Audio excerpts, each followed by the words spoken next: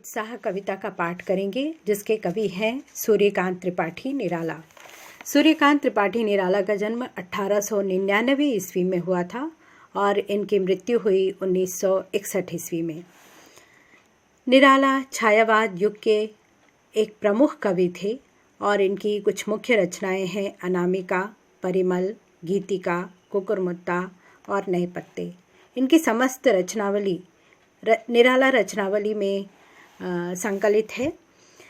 निराला प्रकृति के कवि माने जाते हैं। इनकी कविताओं में प्रकृति को प्रमुख स्थान मिला है और बादल इनका प्रिय विषय है।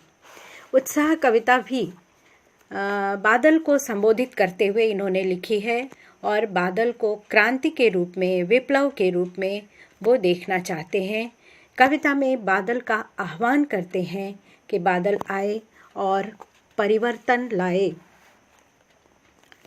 एक तरफ बादल पीड़ित प्यासे जन की आकांक्षा को पूरा करने वाला है, तो दूसरी तरफ वही बादल नई कल्पना और नए अंकुर के लिए विध्वंस, विप्लव और क्रांति चेतना को संभव करने वाला भी है। परिवर्तन चाहते हैं कवि। समाज में, देश में जो भी चल रहा उसमें परिवर्तन चाहिए कवि को, और इसके लिए वो बादल का आह्वान करते हैं और कहते हैं बादल गरजो। वो बादल को बरसने के लिए नहीं कहते, गरजने के लिए कहते हैं। घेर घेर घोर गगन धाराधर ओ। धाराधर, धारा को धारण करने वाला यानी बादल। वो कह रहे हैं घेर घेर करके आओ, घोर गगन आकाश में घिर करके आओ। धाराधर ओ बुला रहे हैं। ललित ललित काले घुंघराले, बाल कल्पना कैसे पाले। ललित ललित यानी सुंदर सुंदर, काले और घुंघराले गोल गोल जो बादल आकाश में घिरे हुए हैं। बाल कल्पना कैसे पाले, बच्चों की कल्पना के समान पले हुए। बच्चों की कल्पना नित्य नई परिवर्तनशील होती है। इसी तरह से बादल भी अपना नया नया रूप लेकर के हमेशा आते हैं। विद्युत छवि उर में कवि नवजीवन वाले, जिसके हृदय में, उर यानी हृदय में, विद्युत की छवि विद्यमान है।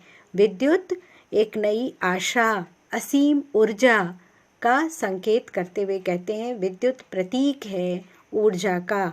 और कवि यहाँ पर कवियों के लिए भी कहते हैं, साहित्यकारों के लिए भी कहते हैं, जो कि कवि या साहित्यकार समाज में एक बहुत बड़ा परिवर्तन ला सकते हैं।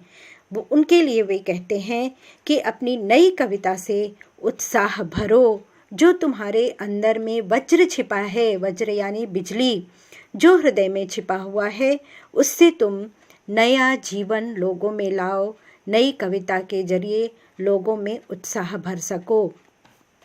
विकल विकल उन्मन थे उन्मन। विकल यानी बेचैन, उन्मन यानी अनमने से। विश्व के निदाघ के सकल जन, निदाघ यानी गर्मी, सकल सभी जन मनुष्य। विश्व के सभी जन जो गर्मी से पीड़ित थे, अज्ञात दिशा से आए, अज्ञात दिशा से अनंत के घन। ये अनंत यानी आकाश जिसका कोई अंत नहीं है, वहाँ अज्ञात दिशा से, जाने कौन सी दिशा से, घन यानी बादल आए और तप्त धरा, तप्त यानी जलती हुई धरा, धरती को जल से फिर शीतल कर दो। बादल बरसो, बादल गरजो और गरजने के बाद जो जलती हुई धरती है उसको शीतल कर दो। यानी कि जो शोषित पीड़ित लोग हैं उनमें भी नए जीवन का तुम संचार करो। वे एक तरफ कवियों को कह रहे हैं और दूसरी तरफ बादल को भी संबोधित करते हुए कह रहे हैं कि परिवर्तन की ज़रूरत है, क्रांति की ज़रूरत है, और यह क्रांति बादल लाए, कवि भी समाज में परिवर्तन लाएं। कविता में प्रकृति का भी वर्णन है और